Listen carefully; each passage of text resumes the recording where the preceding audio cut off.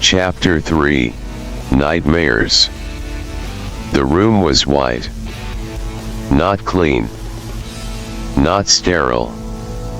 Just white in the way that screams interrogation under the illusion of empathy. No shadows. No windows. Just the hum of UV lights behind frosted ceiling panels, and the reek of sanitizer trying to mask rot. Bradley sat strapped to the exam chair again.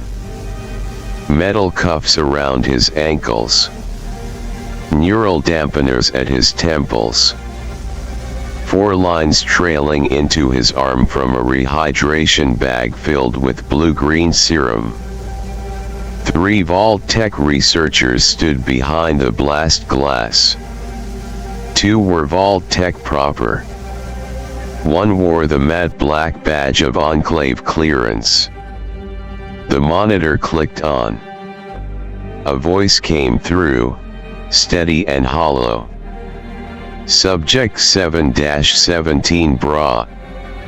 Respond to vocal cue. State your name. State your origin. State your memory of intake. They expected silence. Or more of the indecipherable, guttural muttering from last time. But this time, he spoke. His voice was gravel. His lips split with the effort. His lungs strained with every word. But the fire, the defiance was volcanic. My name. My name, huh. He laughed once. Not a child's laugh. Something else. A low, broken growl. Funny. I can't remember. Not really. Can't tell if I'm some orphan you scooped off the street. Or if you ripped me from parents I don't even have a face for anymore. He leaned forward against the restraints, eyes locked on the mirrored glass. But I'll give you a name. You want a name? Here's one for your clipboard. The monitors spiked. His eyes, once dull, now burned with something ancient. And he roared. I'm Johnny Vanjik. And I will kill all of you. The lights flickered. Not just in the room. Across the entire wing. Surveillance feeds crackled. The fungus sensors in Section D went dark for 2.7 seconds. The neural feedback grid surged with static. In the control room, one of the Vault-Tec scientists dropped her coffee. The Enclave observer didn't blink. He turned and walked out, calmly, already speaking into a wrist communicator. Subject is initiating Phase 3 neurosomatic break. Identity fragmentation has restructured. Linguistic reassertion confirmed. Name lock failed. Begin recursive memory loop trials. And prep sector echo. We're going to need a deeper vault. They sedated him again. But this time, it took 4 injections. His pulse didn't spike. His smile stayed after he passed out. Back in Section D, the spores hummed uneasily. The other children tilted their heads, as if hearing an old song but with new lyrics. And one of them whispered softly, almost with reverence. Vanjik. Like the word had power. Like it had meaning in a place where names were supposed to die. And far beneath Vault 717's foundation, buried in systems even the Enclave only half understood. Something logged a new entry. Project Luminary anomaly detected. Identity resurgence, unstable. Threat potential, high. Subject alias, Johnny Vanjik. Observation, continue. Containment, temporary. He didn't remember where he came from. He didn't remember his mother's face. He didn't know the year, the state, or the war outside. But he had a name now. A name the spores couldn't swallow. A name the Enclave couldn't erase. And that was enough. For now. He was Johnny Vanjik. And this nightmare had just met its reckoning. They called it Nightsight. The vault logs never described it. No incident report. No footage. No telemetry. But every surviving technician, those who lived through it, spoke of it in hushed tones like they were describing a haunting. Not an event. A phenomenon. It began 12 hours after the outburst. Johnny, formerly Bradley, had been sedated, resecured, and returned to Section D. He hadn't moved since. No speech. No blinking. Just that half smile still ghosting his lips like a secret he hadn't decided to share yet. The others kept their distance. The fungal light had dimmed to a whisper. Spores drifted low to the ground, pulsing to rhythms no longer predictable. That night, the vault's UV lights began to fail. One by one. Not explosively. Not dramatically. They simply went dark. Flicker. Pause. Dead. 3:13 a.m. A hum began in Section D. Not from the walls. From the children. A single low tone, voiceless, breathless, but carried across the bones of the vault like the air itself was learning to scream. Cameras failed to pick it up. Microphones recorded nothing. But the staff watching those few remaining researchers in the upper wing heard it. In their skulls. In their teeth. In their dreams, days later. The vault shook once. Just once. Not from force. From presence. A wave of temperature drop followed it, unexplainable. Power grid surged, then stabilized. Water filtration reversed direction for 21 seconds. One staff member went blind. Another began bleeding from her ears. Two simply collapsed, paralyzed in terror, clutching at their own tongues like something was trying to speak through them. In Section D, all light vanished. No fungus glow. No emergency power. Nothing. And in the blackest black, Johnny stood up. Unaided. Unrestrained. And for the first time in weeks, he opened his eyes. And he saw. Not in images. Not in shapes. But in truth. The spores weren't just bioluminescent. They were alive. They were watching. They were waiting for the host, the Alpha, to open the conduit fully. They had chosen Johnny for a reason. But he chose otherwise. He took a step, and around him, the other children turned, eyes glowing faint, white noise static ringing in their skulls, and all of them moved together. One unified, silent motion toward him. But he raised a hand. No threat, just defiance. And in that moment, something shifted in the darkness. Something broke. And the spores, ancient, hungry, unknowable, flinched. The children didn't fall. They froze.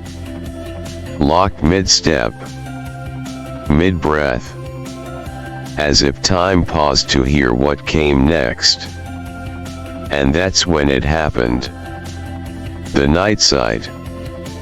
Not from Johnny, but through him. It was not a light. It was the absence of blindness. A moment where every child, every altered, half-mutated survivor in the dark saw everything at once. The fungus. The vault. The world above. The bones beneath. The faces that lied to them. The future they were being shaped for. And all of it in one collapsing second of perception that no human mind should ever contain. Except one. Johnny Vanjik. He screamed. And the scream wasn't pain. It was rejection. Of the hive. Of the vault. Of the spores. Of the name they tried to bury him beneath. Above, systems fried. The overseer locked himself in the emergency chamber and begged God for death. The enclave observer slit his own throat. No one stopped him. Then, silence. Section D flickered back to faint UV. The spores resumed their gentle, passive glow. The children were asleep. All of them. Except Johnny. He was kneeling. Bleeding from the nose. Laughing softly through cracked lips. And as he looked up at the nearest camera, he mouthed 3 words. Now I remember. And from that moment on, Vault 717 would never be the same again. He remembered. God help them all, he remembered. The images didn't come like a dream, or a vision, or even a flashback.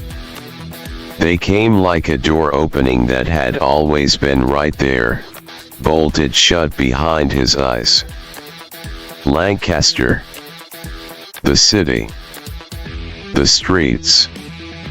The snow on East King Street.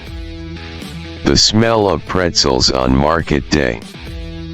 The chalk on the sidewalks. His school. The brick-faced middle school near the old bridge. The faces. Their faces. Mrs. Hanley, his 6th grade teacher. Now researcher 12. Coach Deckard, now security officer B1. David Ruiz's mom, she worked front desk at the Vault Clinic. Nathan Brooks' father, he approved the daily nutrient rations. People who waved at him on porches. People who smiled at his mother in checkout lines. People who lived on the same goddamn street. Now scientists. Technicians. Killers. They weren't strangers. They were Lancaster. And they had done this. To their own. To him. He turned slowly, his breathing ragged, his glowing eyes wide with something not just rage. Clarity. He looked at the kids around him. No, not kids anymore. Twisted forms. FEV touched shells. Some twitching. Some collapsing. Some humming their final half-thought lullabies to walls that no longer cared. And he saw the tragedy for what it was. They hadn't been chosen at random. They hadn't been pulled from distant states or far-off districts. They were all local. They were Lancaster's children. Baited. Deceived. Butchered in silence. All by people who knew them. His fists clenched so hard his nails split skin. His breath steamed in the cold artificial air. Then he looked up toward the ceiling. Toward the vault eye that always watched. The camera lens that always blinked. And with a voice that trembled not with fear but vengeance, he roared. "You sick bastards!" His voice echoed through the vents. You killed your own kids. Your own students. Children of your friends, your neighbors, your goddamn families. He stepped toward the light. Toward the flickering, failing bulbs and the spore-drenched tiles. You better start praying. Praying. That I never get out of this place. His eyes flared. Not just light radiation pulsed behind them now. Raw and unfiltered. 'Cause when I do, when I walk out of this grave you built for me, I swear to every false god you pretend to kneel to, I will hunt each one of you down. And I will make your deaths count. You sick fucking monsters. The lights in the entire wing shattered. UV tubes burst like glass veins rupturing under pressure. Section D was plunged into total black. But Johnny, he glowed. He wasn't screaming anymore. He was becoming. And somewhere, high above, behind sealed blast doors and encrypted feeds, a Vault Tech staff member whispered to herself. Trembling. We made him. And in the dark, Johnny heard her. And he smiled. Not cruelly. But with purpose. Because now he had two names. And both would burn their way through the bones of this place. They thought he'd break in weeks. An 11-year-old boy. Malnourished.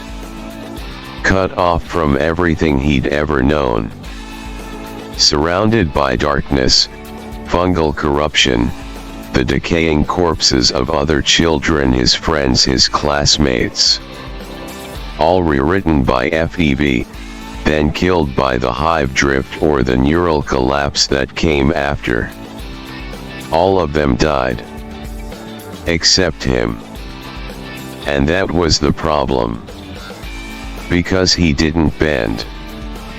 Didn't cry. Didn't submit.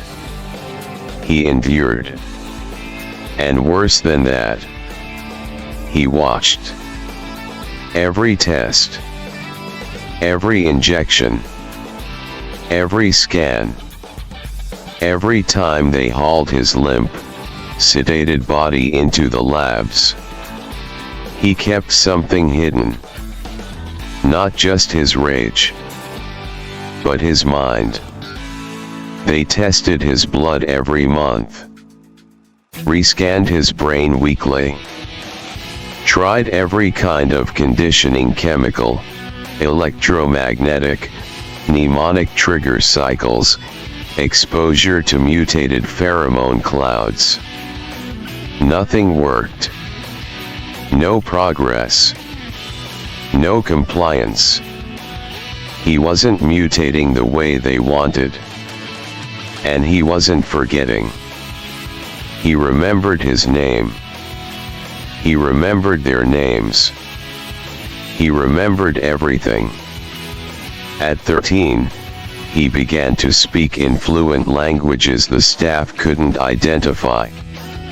At 14, he went silent for 16 months, and when they broke the silence with a pain response induction, he laughed through it, and then bit off a guard's ear and whispered the name of the guard's dead son into the bleeding hole. At 15, he faked catatonia for 11 days straight. When they dropped sedation to see if he was stable enough for cryorotation, he blinked once and said, "If you freeze me, you better pray the next apocalypse hits first." By the time he was 17, nothing scared them more than what was still human in him. The mutated children had all died. Their bodies couldn't handle the drift. The spores fed too long, too deep. Their memories vanished, and their organs soon followed. But Johnny, he was still here. Still alive. Still remembering. The spore veins that once curled along his arms had faded into scars. His body had stabilized. But his will, his rage hadn't dulled. It had crystallized. The Vault-Tec staff changed over time. Replaced, rotated, or if they got too close to the experiment, silenced. But every new face that came into that chamber saw the same thing. A boy who refused to die. A man growing in the dark. A specter of their sins, sharpening himself on their fear. They stopped calling him Subject 7-17 Bra. They stopped calling him anything at all. They only referred to him as a containment issue. But in the private logs, they called him Vanjik. Year 8. The Enclave tried to relocate him. Move him to Echo Facility 9. Deep Arctic Vault. No light. No memory stimuli. Just white and cold. They failed. He broke through sedative stasis mid-transfer. Tore through 3 armored handlers. Crashed the entire lift system and sent the containment unit plummeting 5 floors into Blackwater Reserve. They found him 2 days later. Waiting. Smiling. Bloodied. But untouched.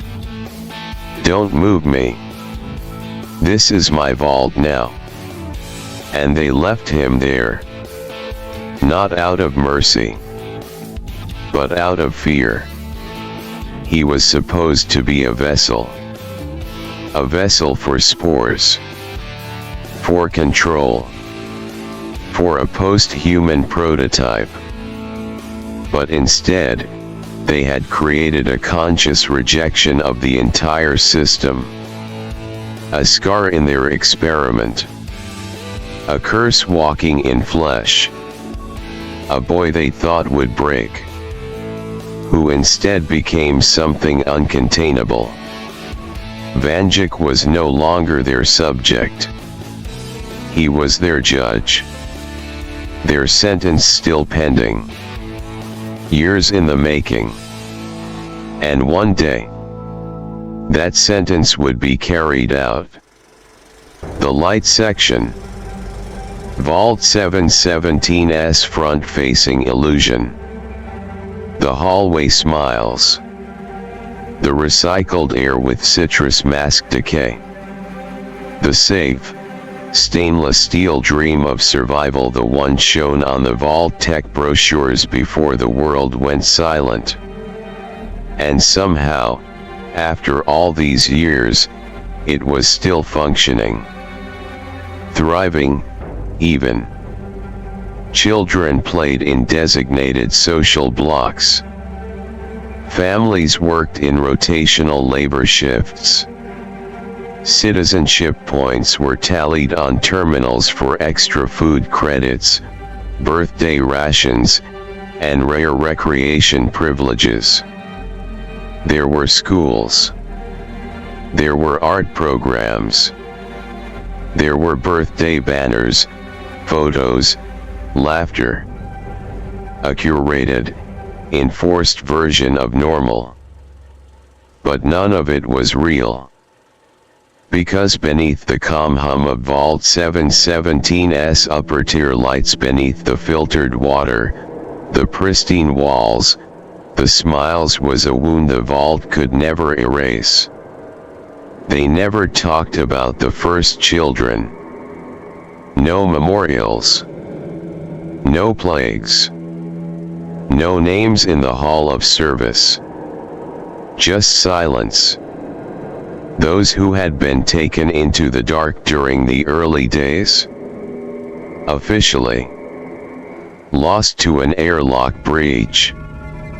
A system failure. Nothing more. A tragedy.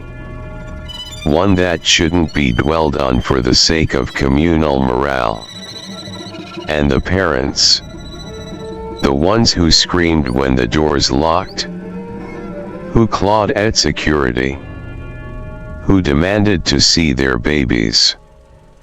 They were either A, reassigned to deep sector labor modules, never heard from again. B, quietly sedated, reprogrammed, and placed under memory protocol treatments. C, declared unstable and removed from population. And for everyone else, they were told that grieving those lost children would only foster legacy trauma among the new generation. Because new children had come. Born in the years since. Raised under Vault Tech programming. Taught loyalty, survival, obedience.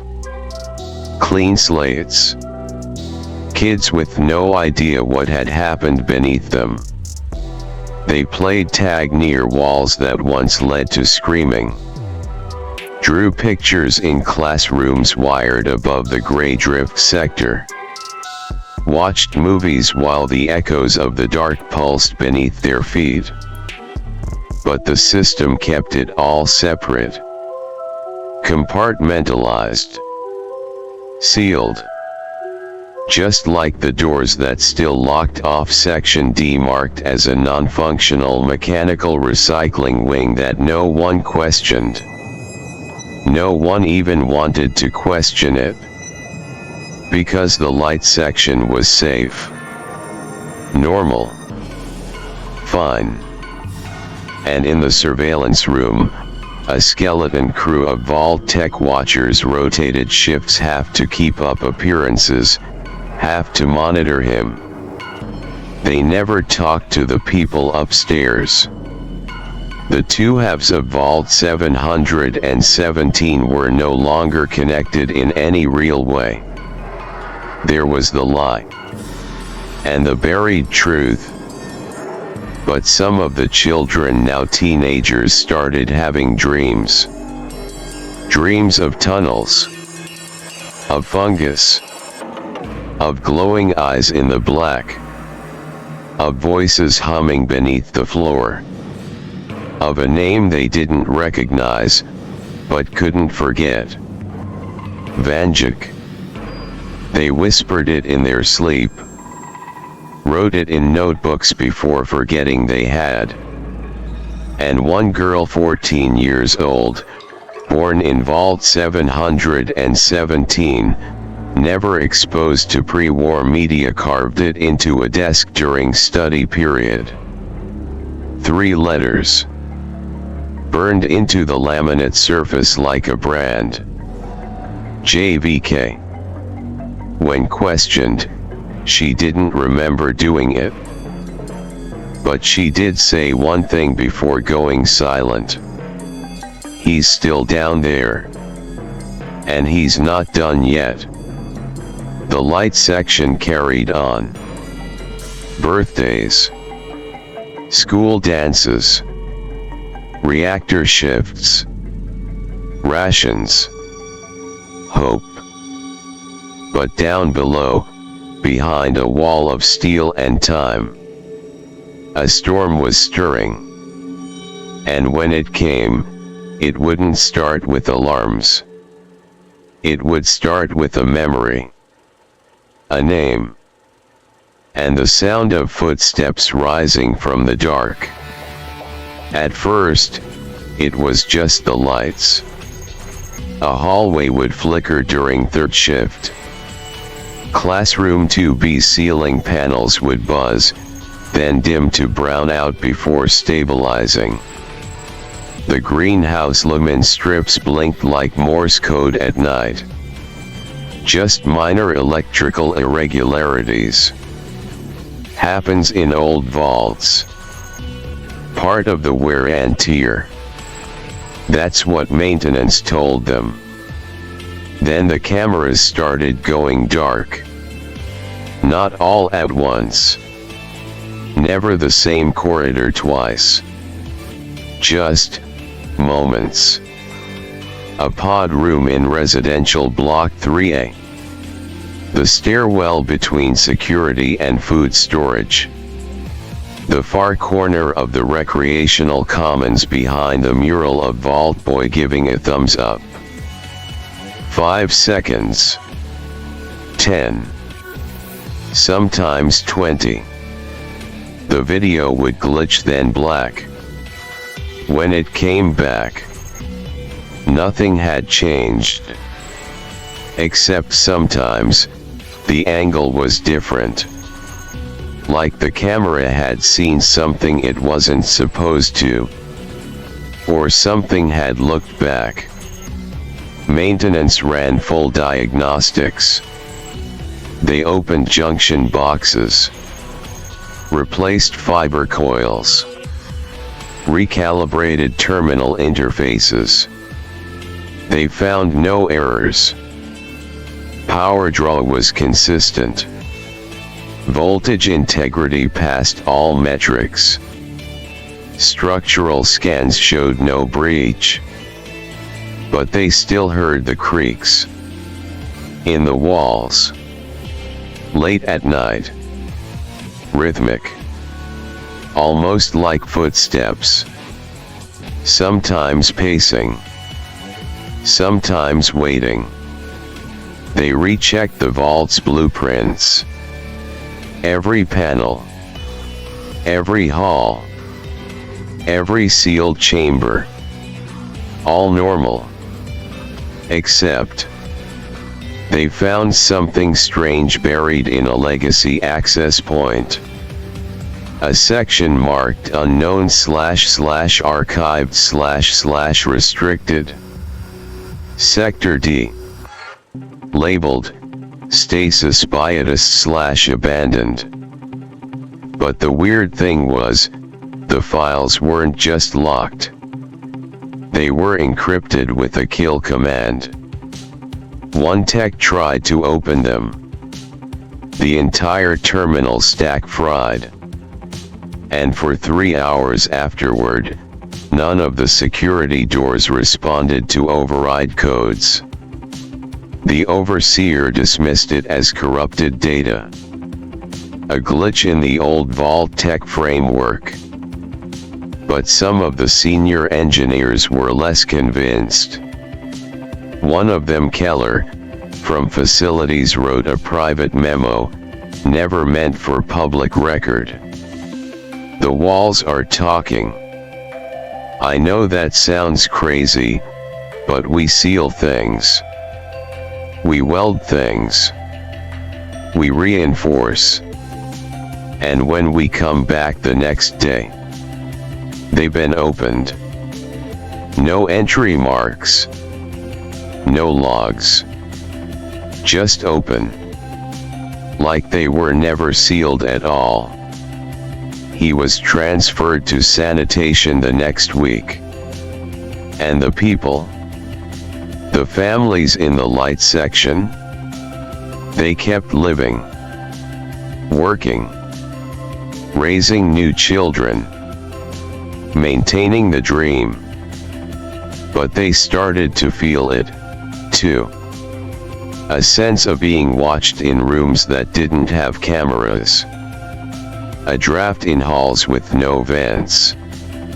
Dreams of knocking behind walls.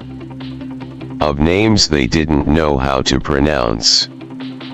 Of eyes in the dark. And no matter how many panels were patched, no matter how many logs came back clean, no matter how many smiles the daily briefings forced the people to wear, the creaking never stopped. The lights always flickered. And every so often, a shadow moved where there should have been nothing. Because they had built Vault 717 to last forever. But they didn't understand what they'd buried beneath it. And now, it was waking up. And that's when they found the body in corridor C12, just outside the primary filtration conduit. A place no one was scheduled to be. No alarms were triggered. No access logs recorded a breach. No security footage caught the moment it happened.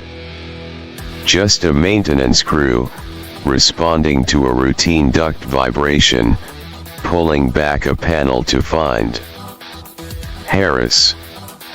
Technician. Age 34. Third generation Vault resident. 2 kids. Quiet. Never late. His body was slumped like he'd fallen asleep. Except for the eyes glassy, wide open, staring straight ahead. Mouth slightly ajar. Skin pale, almost bluish. There was no blood. No wounds. No bruising. No signs of struggle. But his heart had stopped. Frozen in his chest. The med team was silent during recovery. Vitals were confirmed at 0. Autopsy scan showed something stranger. No trauma. No stroke. But neural pathways, the brain itself looked scorched. Like someone had poured static into his memories and shorted out his soul. They called it cortical collapse. A term no one had ever used before. Not officially. The overseer ordered a level 4 blackout on the incident. Vault morale is paramount, the announcement said. Technician Harris passed of a sudden cardiac event. A memorial will be held. Attendance is voluntary. But downstairs, in the surveillance wing, someone pulled the raw security logs. And on a single corrupted frame, just 2 minutes before Harris was found, the hallway camera blinked. And in that blink, a silhouette. Too tall. Too still. Too wrong. Gone the next frame. In the days that followed, people whispered. They said they'd seen Harris 2 days after the funeral just standing in Sector B. Others said their dreams had changed. More hallways. More shadows. A sense of being called not by name, but by shape. And always, always. That creaking sound. Closer now. Like whatever was pacing behind the walls was deciding where to step next. And far below, in a place no one visited anymore, a man sat alone. Not asleep. Not awake. Just waiting. He whispered one name into the dark. Not his. But the one they'd given him. The one they tried to bury. Vanjik. And above him, the vault trembled. Not from failure, but from reminder. At first, they were blamed on stress.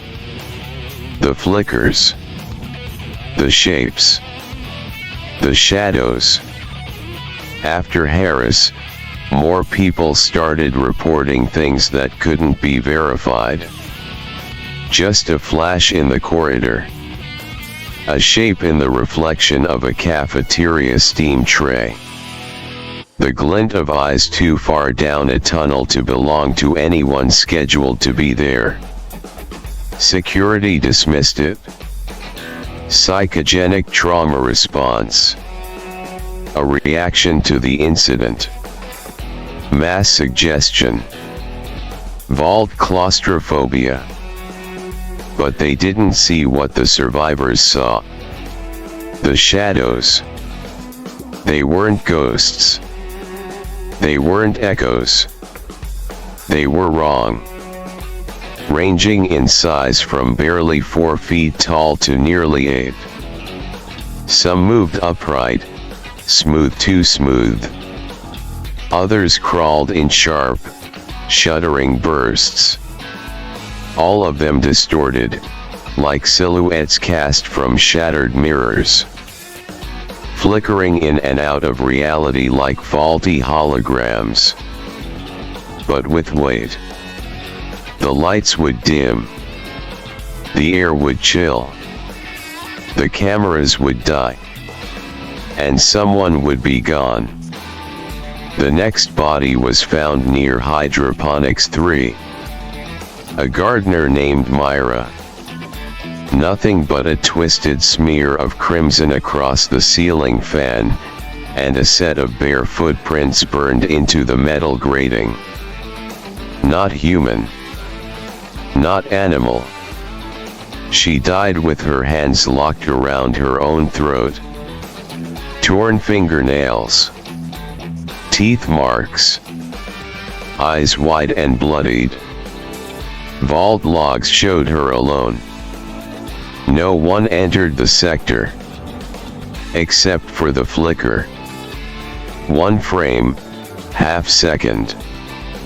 Of a tall, thin figure just standing in the gloom. No face. No feet. Just presence. The panic couldn't be contained.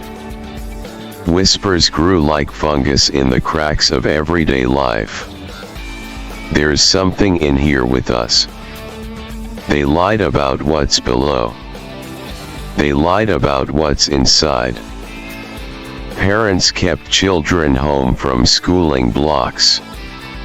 Work rosters plummeted. Security began doubling shifts, but the guards were terrified. Some refused to patrol the East Wing at night. One of them was found in the sanitation bay, head split down the center like bark from a tree, no tool or weapon around capable of such a wound. And slowly, the population began to realize something. These weren't hallucinations. They weren't delusions. They weren't from outside. These things were part of the vault. Born from it. Bound to it. and they only came in the spaces between seconds. The moments the light failed, the seconds the camera blinked, the places no one ever looked directly. And when they came, someone died. The Vault Tech staff tried every measure. Sealing off corridors, installing auxiliary motion sensors, scrubbing logs, thermal mapping. Nothing worked. Because the shadows didn't obey their tech. They obeyed memory. They fed on the trauma buried deep beneath the floor. The pain. The experiments. The screams of children forgotten by everyone else. And somewhere down in the dark a name pulsed like a heartbeat. Not calling them. Not commanding. Just being. Vanjik. And with every death, every flicker of light, he was one step closer to the surface.